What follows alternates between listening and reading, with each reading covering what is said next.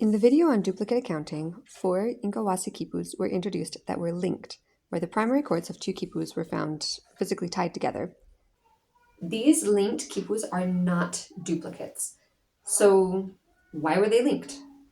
Whatever the reason to link these 2 distinct accounts, it was important enough to do twice. Also in the Puruchuco quipus, the duplicate quipus of the highest level were found rolled together as a way to physically group the quipus. In a previous video, we saw how top chords were looped through pendant attachments, making the groupings very obvious. Sometimes groups are separated by color patterns, as seen with banding and seriation.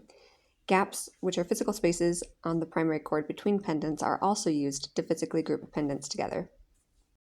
Another way is to tie a knot or put a marker on the quipu, on the primary chord of the quipu. One of the Collata quipus that we discussed in how to write your name in a quipu, they had cloth ribbons to separate the pendants into groups. In this series, we have been reading the diagrams from left to right because that's how you read in English. But in a quipu, how do we know which end is the beginning? Is it necessary to have a beginning and an end? Cayte, sometimes written as cayte or cayte with a K, is a button, tassel, or some kind of marking attached to the end of a primary chord to indicate the beginning. This image shows a quipu stretched out with a cayte knot at the left end of the primary chord and a tailing end to the right.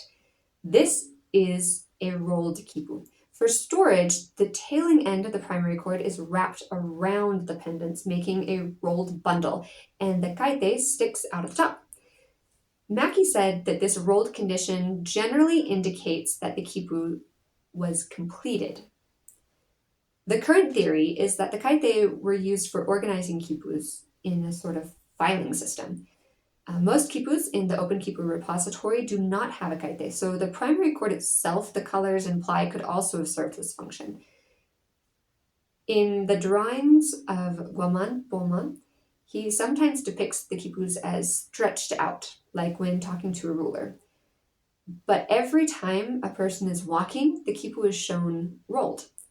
In Tupicocha, the beginnings are called pachacamanta, which possibly comes from the Quechua word pachaca, meaning 100, as in a group of 100 tributaries.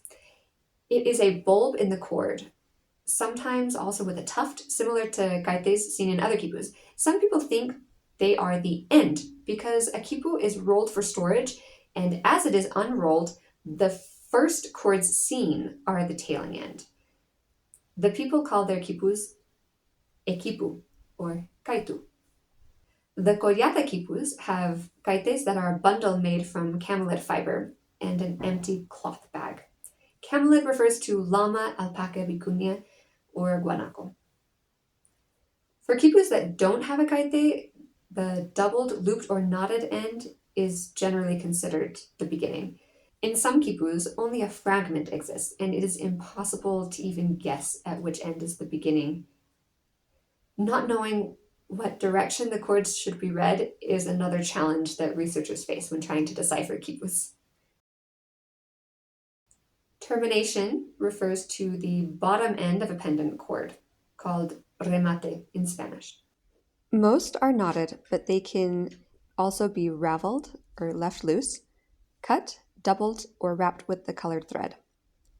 Some ends are broken, making it impossible to tell what they were originally. I have not come across any articles or books that discuss patterns or meaning of termination in pendant chords. If there's a meaning, we don't know. So let's look at some quipus that I discussed previously. Can you spot any patterns? These are the Puruchuco quipus that we looked for in seriation and a hierarchical relationship. Purple chords end with the knot, pink chords have a raveled ending, and gray chords are broken.